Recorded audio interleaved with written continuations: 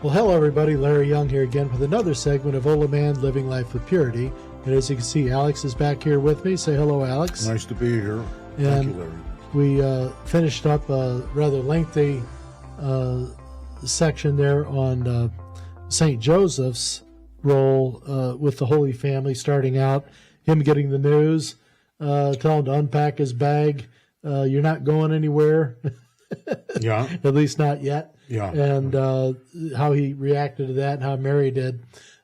Very interesting discussion we had on that one. Pretty deep, but I think it was pretty cool and very relatable. So if you haven't seen that one, I'd suggest to go back there and try to dig through some of that, because I think there were some pretty good nuggets in there.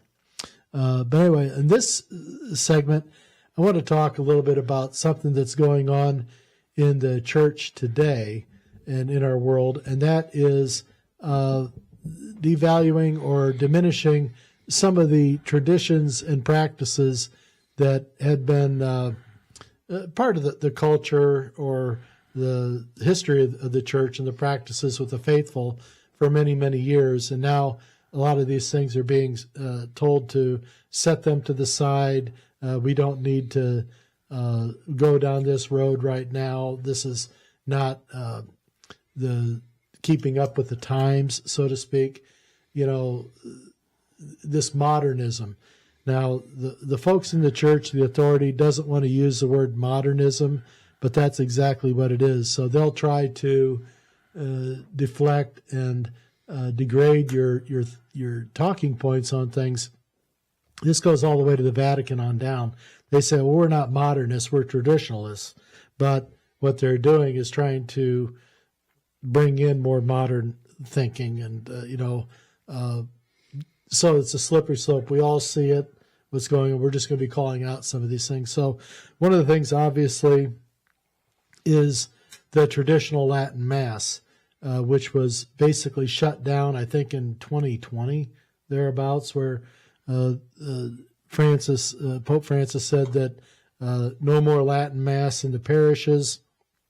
It was only going to be reserved for special places like retreat centers and oratories, special designated places, because they didn't want it into the regular mainstream of the parishes in the formation of Catholics. They wanted to take this beautiful thing and put it over here where no one can see it as much or as often as it used to be.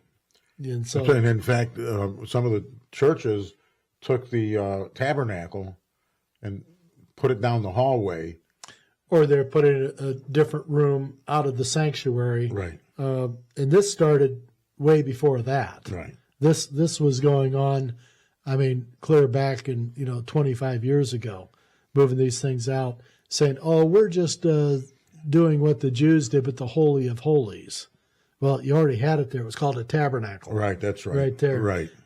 But you had all these people devaluing the presence of the Eucharist, so much so that Mass would be over, Jesus would be in the tabernacle, or the Eucharist would be put away. And people, as they were leaving church, were shouting across the sanctuary at each other, hey, come on over, we're watching the ball game today, right, and stuff like that. And the priest would come out and admonish them for speaking in church. And Father Havel had talked about this, that was a sin that people regularly confess to, that they don't confess to anymore, because they don't see it as a sin, because they haven't been talked to or formed properly. Sure, eventually it becomes they haven't been educated. A knee-jerk reaction, that there is no sense of what they did was improper and disrespectful, because our Lord is still in the tabernacle when they're leaving church. So rather than training the congregation about decorum and what to do and how to behave in the sanctuary during these times, rather than doing that, they said, well, they can't be trusted to behave, so we're just going to move it out and we'll put it over here. And then we don't have this problem with these people sinning. That's modernism. Well, but don't call it that, because they don't like that word. So they think they're preserving Christ from this, indecency of people talk. No, you teach people that the true presence of Christ, and that the silence is respect. That's why we go to sit, we genuflect, and then we go into Don't remove them, leave them there. Well, if you can make what's holy unholy and customary unusual, that's why a lot of people, they'll take the Eucharist. We were taught let it dissolve and then swallow it. They'll take the Eucharist, they're chewing on it like they have a piece of bread in their mouth. And I mean, it's the sense of what's happening. Even with me, sometimes I'm amazed I don't fully get the sense of who has just come into me in the Holy Eucharist, and I don't know. It's I should be more aware of that. It's like I had a situation in church. Well, it's been several years now, many years, probably too many years. A young boy was receiving communion. He'd come back. He was chewing on it like he was eating a piece of bubble gum or something like that. Right. Well, then he's sitting there. He starts picking his teeth. Oh God! And I'm just like, and so I took the father aside as we were walking out. Did you? Got outside. I said, don't mean to pry. Right. I said, but your son needs to understand that this isn't a time when you pick your teeth. Right. I said, no, I said, right, just understand. I said, he goes, it's none of your freaking business. Did he Stay really? out of it. He took it. Oh yeah, he F-bombed me pretty good.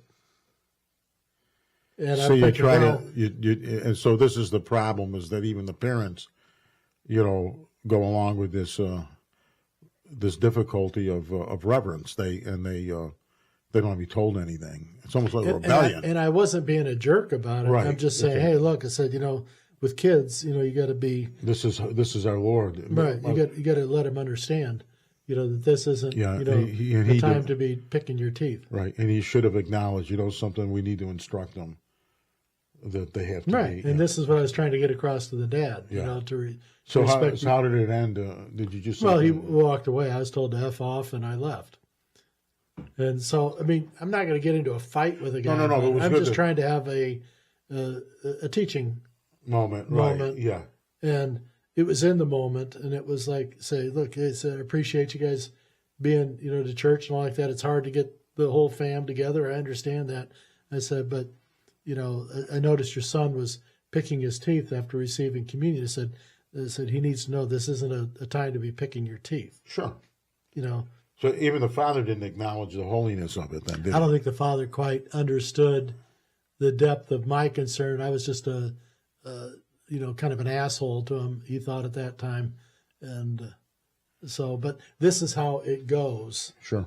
Many times when you try to offer correction or advice on things, if it was my child, you came up to me and said he was doing or she was doing it, I would say, I'd sit him down and say, listen, receive it on your tongue, let it melt, and then swallow it. Yeah. But if you chew it, our Lord's going to be all over you don't want to dental floss our Lord out after. Well, the kid was picking his teeth and using. He was going. So, and this is why we have problems too in the churches, because they're so willing to accept these degrading aspects of irreverence. Behavior. We were talking about dress codes in churches. I'm not big on men in shorts going to church. I know a lot of times you go to a resort area or something like that, you're happy to get them there. But, men in shorts, women with, sleeveless shirts and stuff like this, bare shoulders. Right. These are things that maybe are common out in the world, but as far as decorum inside the sanctuary, these things should be appropriate. Yeah, you should want to dress up for our Lord, absolutely. So modesty is not a bad thing to try to have. But it seems to be walking out the door, and it's not hanging around very much. It seems to be going, and the slippery slope is there. Now, other things in the church. Now, do you recall a practice of the 3 Hail Marys in church or something like that? Maybe coming in to church. I heard something that they're trying to talk against, people going to Mass and saying the 3 Hail Marys, and I don't ever have that as part of my. I don't remember anything in terms of before the Mass starts as far as saying 3 Hail Marys. What I remember is the Latin Mass, and how solemn it was. And sometimes they would do benediction with the incense and things, but it was very, very remarkable of the beauty of reverence as shown to God. Now, the Latin Mass, I remember that, of course, I was younger, so I wouldn't follow either way, but they used to have Latin on one side and then The English on the other. So it really wasn't the nice thing about the Latin Mass is that wherever you were in the country, or if you went, overseas, it was the same Mass. Right. And so they would say it in Latin, and then if it was you were in a Spanish country, it would be the Spanish and so on. But I remember as a kid having the condition and knowing something so beautiful is occurring at the Mass.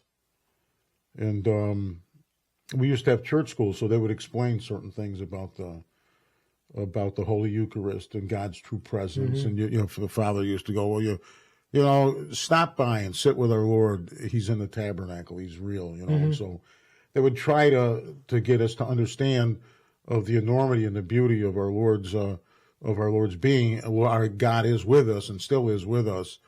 But then I remember coming in with technology and more food and then parties and became a social climate rather than a. Yeah, so from 1958 to 1968, it was like a party was occurring. And even, I told you that story about was in a band and I played keyboards and they went and we sang the Our Father and they had us on one of the side altars. And I'm saying to myself, so this doesn't seem right. It doesn't seem right. And then they started singing the Our Father, like row, row, row your boat. What do they call it? In a round, yeah. They call that a round. And it was, it wasn't that it was like, it just felt creepy. That's all. It felt creepy. It felt, well, like it was, I said I would never do that again. I think it was their big move towards relevance and trying, whether it was previous to Vatican II or right there at that time, there was so much that was going on to try to make it more entertaining. Yeah. Yeah. It is like this is something that you can't follow naturally, but that when people needed to be entertained, that was just more of a reasoning that they didn't understand. Right.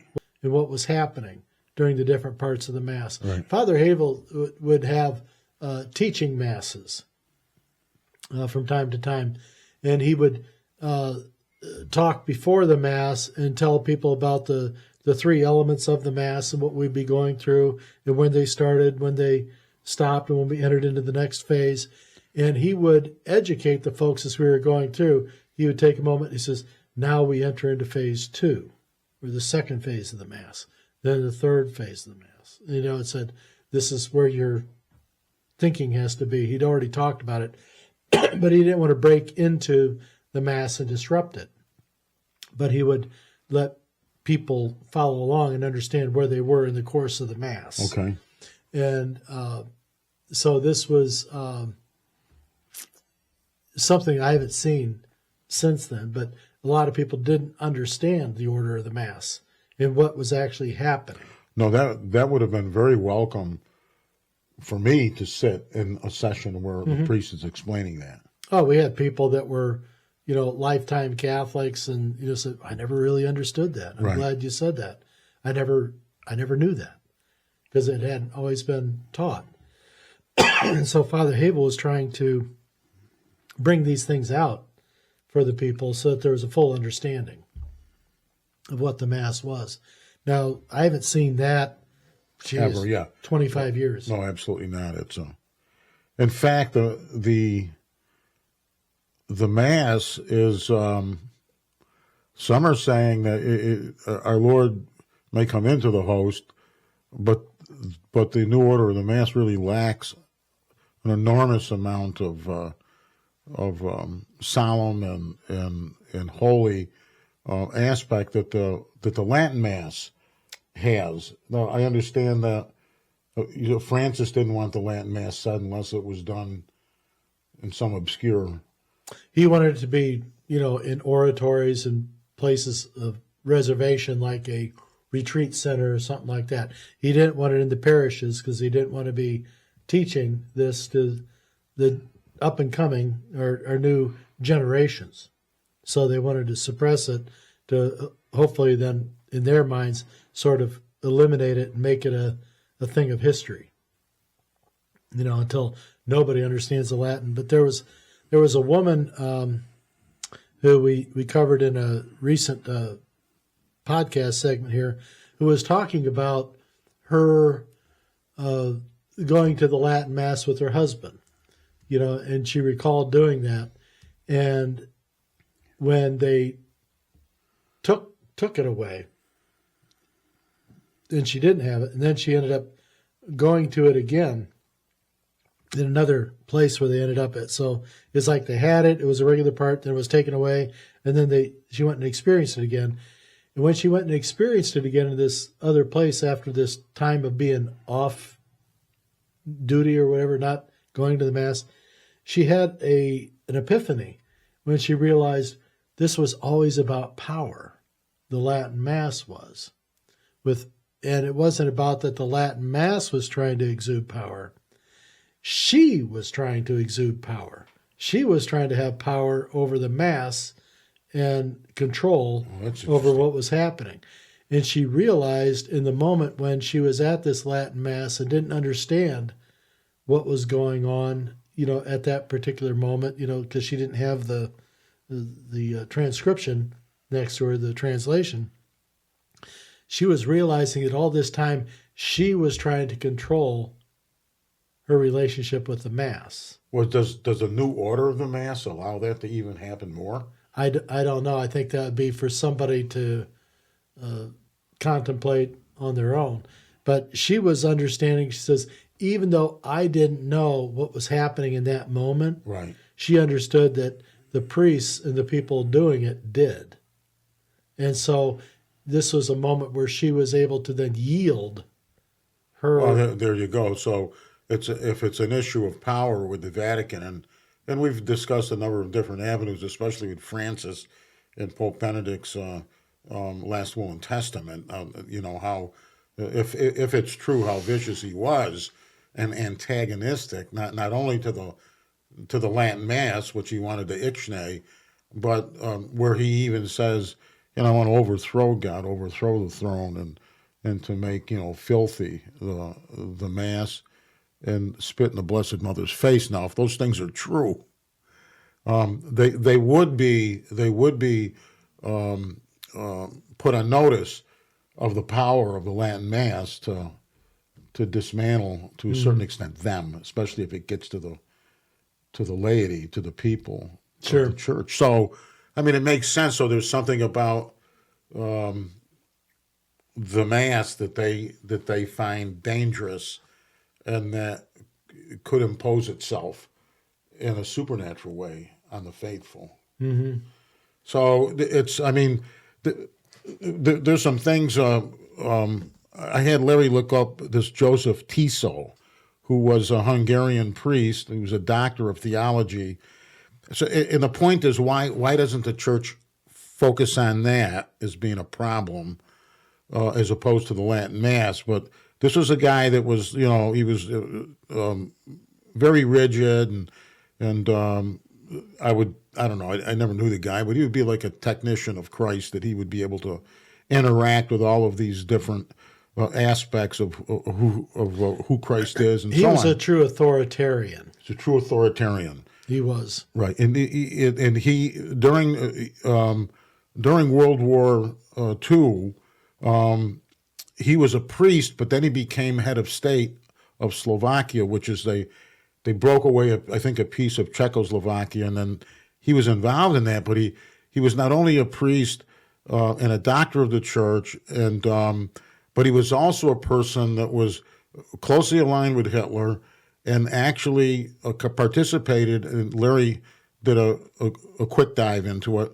13,500 Jews, and he sent them off to be exterminated. And Hitler didn't have to push him. He was a very willing follower of Hitler now. So not only did he wear the collar and all the rest of the stuff, and he was a head of state. And in this book, it's called The Pope at War. This was the Pope that spent time Pope Pius XII that was also very subtle and not wanting to get Hitler upset. But I told Larry at the time, money was going to the Catholic churches or different organizations, and at the same time they were dismantling schools, Catholic schools. They wouldn't allow crosses to be in any educational center, the seminary. So Hitler signed an agreement with Rome, and they broke it. So he was kind of buying them out. It was kind of buying them out, yeah. And so Pope Pius XII, who took over in 1938 and was the Pope throughout through World War II,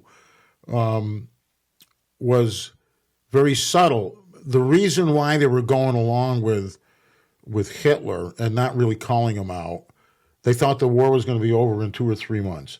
So they wanted to be on the winning side. And you don't do that. They thought Hitler was going to win. It probably was, except he didn't.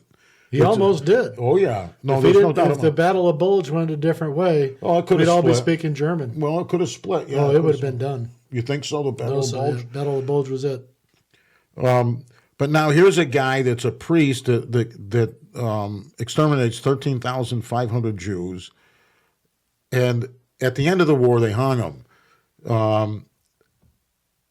Then they buried him in a cathedral. Now, the fact that they hung him, prior to being hung, he was given the opportunity to confess. He didn't think he needed to confess. I mean, he said what he did was within the context of Christianity. Here's a bizarre, turns over all these Jews to be exterminated. And you don't want to confess anything? He didn't see anything wrong. No, he didn't. He didn't.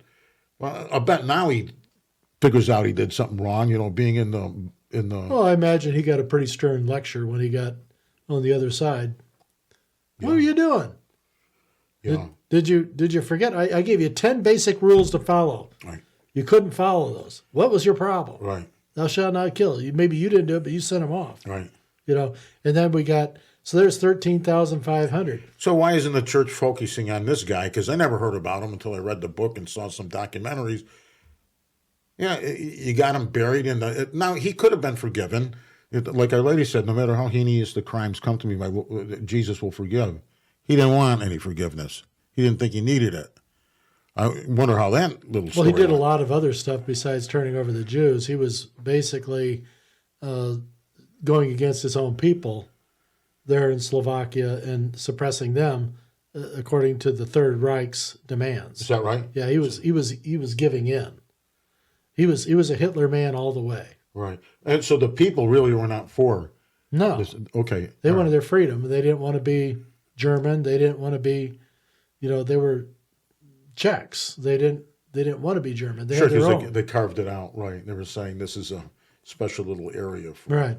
special people. So the church, those running the church, if you really want to have an impact on people, you need to publicly confess, what we did and what we failed to do. And you need to articulate that in terms of these people like this Tiso. And you don't do that. You focus on the Latin Mass, see, that's important. Or the covering over, if a woman wants to cover her head and show respect for Christ. We don't focus on good old Joe, right? We focus on the Latin Mass. And you think people are going to digest this? Well, he was operating under the jurisdiction and the administration of Pope Pius XII. Yeah. 12 didn't call him out. 12 didn't call him out, and if he did, we said before, if Pius XII had gone to Hitler and, challenged him and said, hey, you want somebody, come and get me. That's right. Had he done that, this war would have been a whole lot different. Oh, sure, because Hitler didn't want even bad things said about Well, the Third okay. Reich. At that time, there was maybe 20 million Jews in the world. Right. Maybe. They exterminated half of them in World War II. Right. At that time, there was probably 200, 300, 400 million Catholics around the world. Who did Hitler want to take on more? He'll take on. No, you're right. He didn't want to. He didn't want to take Catholic on Church. half Right. the world. That's right. Right. But the Pope had his opportunity right there. He did, but they all thought that Hitler was going to win because the U.S. wasn't involved, and they thought that, and everyone, and even Hitler, I think, thought that the Catholics were cowards and wouldn't fight.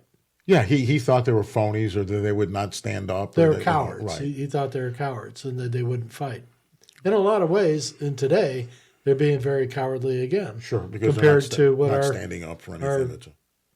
Our forefathers said 100 years ago.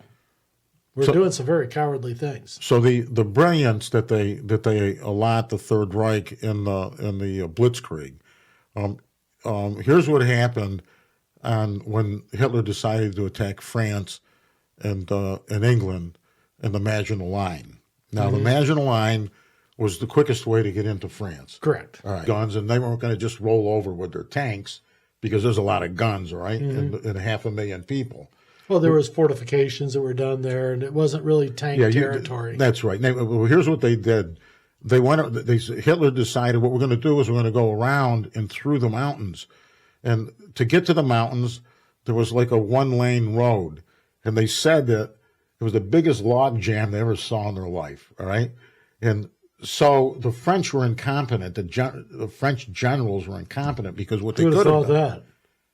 It wasn't. Napoleon was the only one that really was a great general. Other than that, these other goofballs.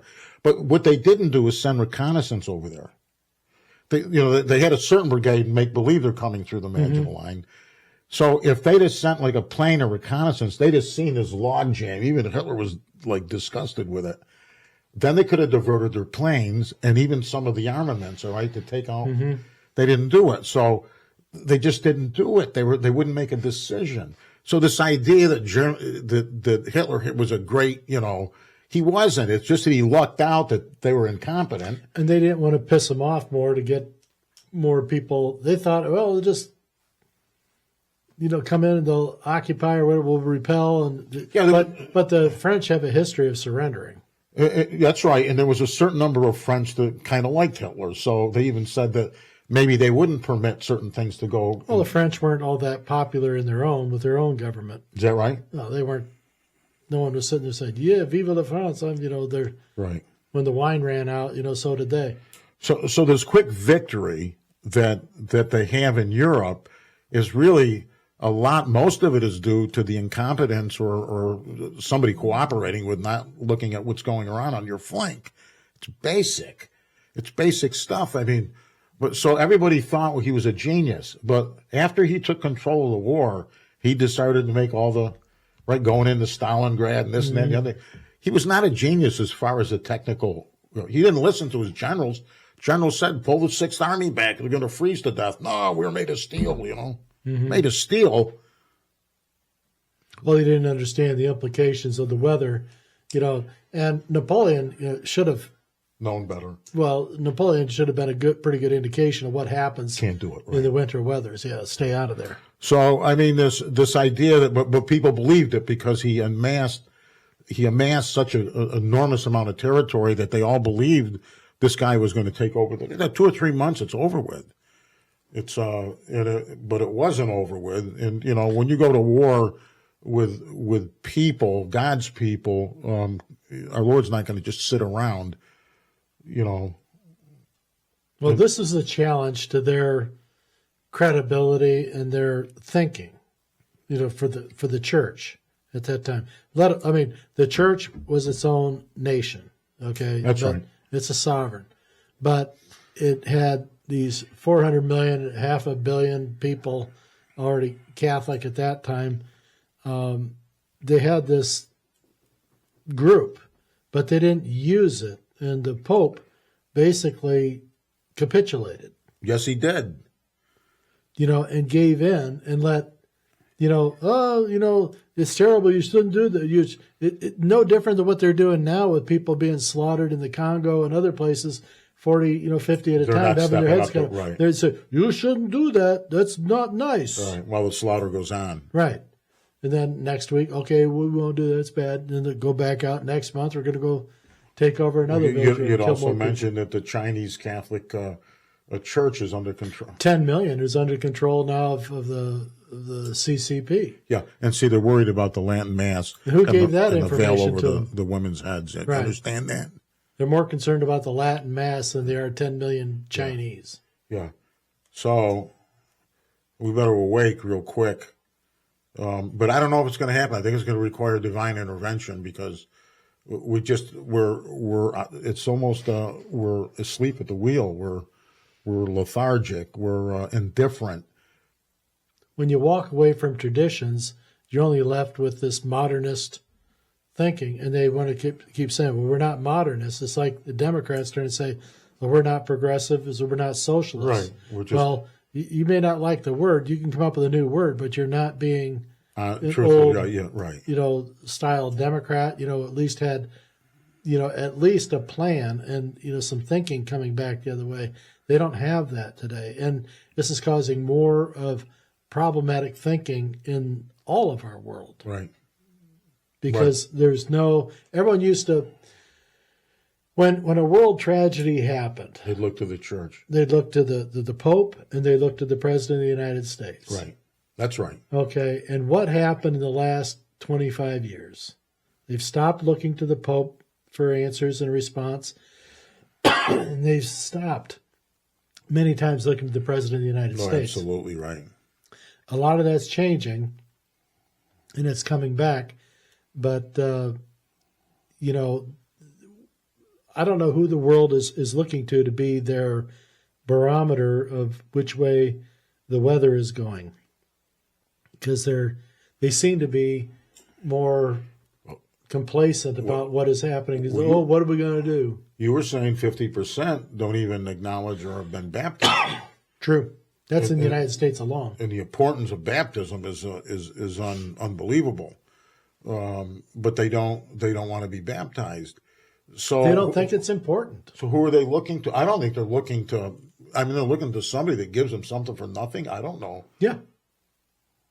Are they? Yeah, they want their stuff, and they think that the rich people are the problem, and the white people are the problem, and you make enough people that are the problem, then all of a sudden you're not responsible for anything. Right.